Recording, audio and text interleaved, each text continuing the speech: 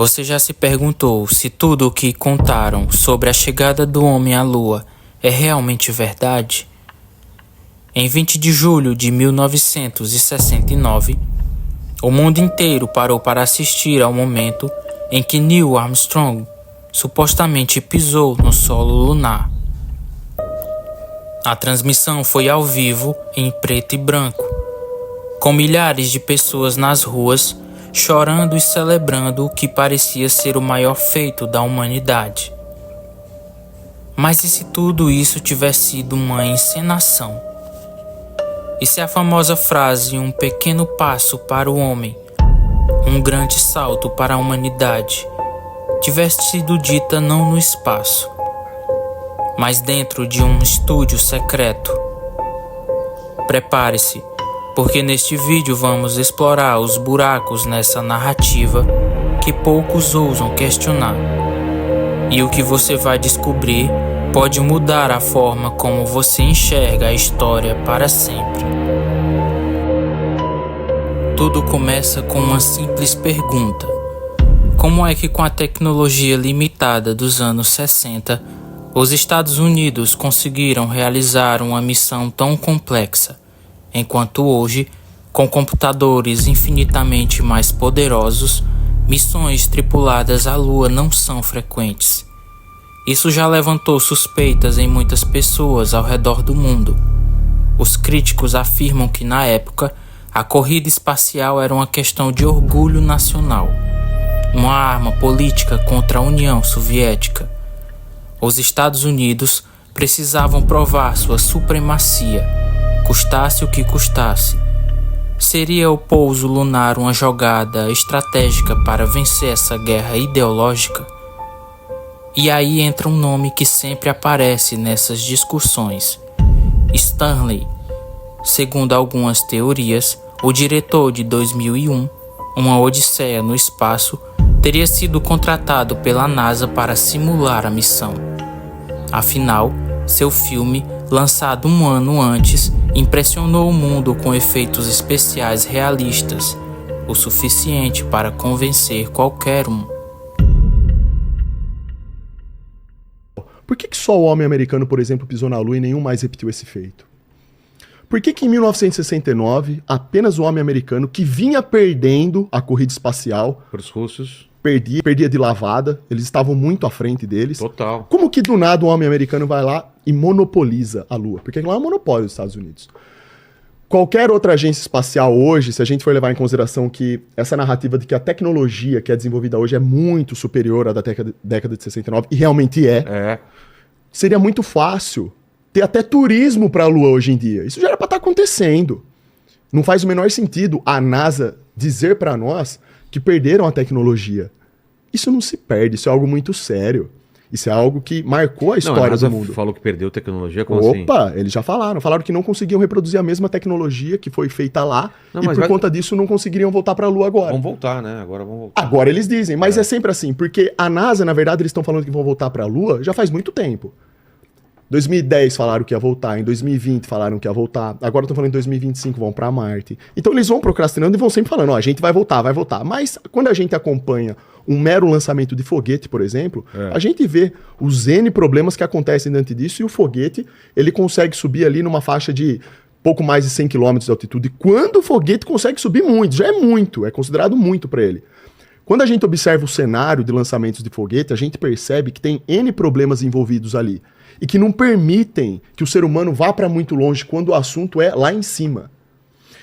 E isso, parando para pensar de maneira lógica, faz sentido. Por quê? Se mais de 90% dos oceanos que estão aqui na Terra, que são perfeitamente acessíveis ao homem, não foram explorados e ninguém conhece, por que diabos o ser humano tem tanto domínio sobre o espaço, que é um ambiente infinitamente mais hostil do que o próprio oceano? Por conta de toda a radiação que existe. Nós temos o cinturão de Van Allen, por exemplo. Agora, olha como que a coisa fica interessante. O cinturão de Van Allen, ele fica mais ou menos a partir de 150 quilômetros de altitude. Existe esse cinturão, eu não tenho certeza se é 150 km de altitude, é uma distância bem alta em altitude. Mas existe o cinturão e é uma radiação muito poderosa. Essa radiação, ela corrói chumbo, qualquer tipo de material muito forte, né, que tem na roupa dos astronautas, que eles dizem que tem, né? Ele consegue adentrar nisso e afetar suas células. Aquilo ali ele destrói o seu corpo, tem a capacidade de destruir mesmo. Quando os astronautas foram questionados durante uma entrevista que eles estavam dando por um jornalista que questionava eles constantemente sobre a ida à Lua, porque o jornalista ele dizia que tinha fontes, ele tinha imagens para provar que a ida à Lua havia sido uma farsa, que dava para ver que aquilo foi gravado num estúdio, né? E esse mesmo jornalista, ele fez uma coisa interessante, ele foi na casa de cada astronauta que supostamente foi à Lua, ele foi com uma Bíblia. E ele pediu para esses caras colocarem a mão sobre a Bíblia e jurarem perante a palavra do Criador que eles haviam pisado na Lua e caminhado lá. E aí? Nenhum fez. Para! O último astronauta... Para! Eu tenho como mostrar isso. Canal do Inteligentista, pra quem quiser ver, os astronautas fugindo Sério? da Bíblia. É sério, é vergonhoso. Sabe o que é aquilo? Sabe aquele vídeo lá do... Como que chama aquela mulher que fugiu da jornalista? Ela, senhora! É aquilo. É vergonhoso. Na hora de jurar, os caras não colocaram a mão. Teve astronauta que agrediu ele. E que ameaçou ele de morte. Tá lá gravado isso. Ele entrou na casa do astronauta. Eu não vou lembrar do nome de todos agora, porque ele foi de um em um. Então eu não lembro exatamente a sequência agora. Coloca nos comentários aí, se vocês tiverem links sobre isso. Mas dá pra prove ver. ou que não prove, né? E aliás, eu vou recomendar aqui, não sei se é do interesse seu, mas vou só recomendar. Claro. O canal do Inteligentista, vocês poderiam facilmente chamar esse cara para vir aqui participar de um podcast. Ele é um físico, ele tem doutorado na área, ele é muito inteligente e ele é responsável por fazer, não só ele como outras pessoas, mas ele tem um pacote completo, porque ele fez um estudo muito minucioso a respeito da ida do homem à Lua. E lá no canal dele você tem um vídeo com uma compilação de tudo que foi dito sobre isso, de quase 8 horas, falando sobre a farsa da ida à Lua. Então tem todo lá os erros de gravação, tem a tornauta, a gente chama ele de atornauta, com cabo, onde você consegue ver cabo segurando eles enquanto eles estão gravando as cenas. Você tem questão suco de laranja aparecendo dentro da máscara, do capacete do astronauta. Como assim suco de laranja? Suco de laranja. Por algum motivo tinha suco de laranja grudado ali dentro da... Isso em solo lunar. São coisas que não fazem sentido. São uma série de erros. Então você tem a questão lá da bandeira que tremeu, você tem a questão da projeção da sombra. Quando você faz uma análise ali da maneira como a sombra está sendo projetada em relação ao astronauta, você percebe que aquela luz que está iluminando ele... Mas não para por aí. Existem dezenas de inconsistências nas imagens da missão Apollo 11 que continuam sem explicação até hoje. Por exemplo, por que a bandeira americana tremula se na Lua não há vento? Como as pegadas dos astronautas ficaram tão bem definidas em solo seco e sem umidade? E por que em algumas fotos sombras dos objetos aparecem em direções diferentes, como se mais de uma fonte de luz estivesse iluminando a cena? Lembrando, a única fonte de luz natural na Lua é o Sol. A suspeita cresce ainda mais quando sabemos que ao longo dos anos, diversos funcionários ligados à NASA e à missão original morreram em circunstâncias estranhas ou foram silenciados. Será que essas mortes têm algo a ver com a tentativa de esconder a verdade? Será que havia algo muito maior por trás da missão Apollo do que apenas ciência? E o que dizer dos vídeos da missão? Porque em plena era da corrida espacial, os arquivos originais da transmissão foram perdidos. Isso mesmo, em 2006, a própria NASA admitiu que as fitas originais da missão Apollo 11 foram apagadas acidentalmente e reutilizadas. Como uma das maiores agências espaciais do mundo perde o registro de um dos momentos mais importantes da história humana. Há também o fato de que até hoje nenhum outro país conseguiu repetir o feito com seres humanos. Nem Rússia, nem China, nem nenhuma potência com orçamento suficiente ousou mandar pessoas até lá e retornar em segurança.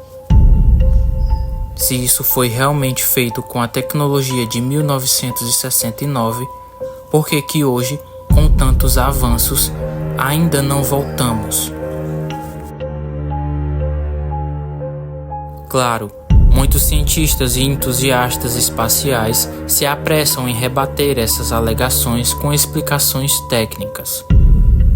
Mas o que ninguém pode negar é que a quantidade de lacunas, coincidências e estranhezas que cercam o episódio. É como se a verdade estivesse escondida à vista de todos, esperando para ser desenterrada. Será que fomos enganados? Será que a maior conquista da humanidade foi, na verdade, a maior encenação da história moderna? A resposta está nas entrelinhas, e talvez você mesmo já esteja começando a enxergar. E se a viagem à Lua for apenas a ponta do iceberg? E se existirem outros segredos, ainda mais obscuros, que nunca foram revelados ao público? Deixe nos comentários o que você realmente acredita e prepare-se. No próximo vídeo, vamos revelar porque muitos teóricos afirmam que há estruturas misteriosas escondidas no lado oculto da Lua e porque a NASA nunca mais ousou voltar lá.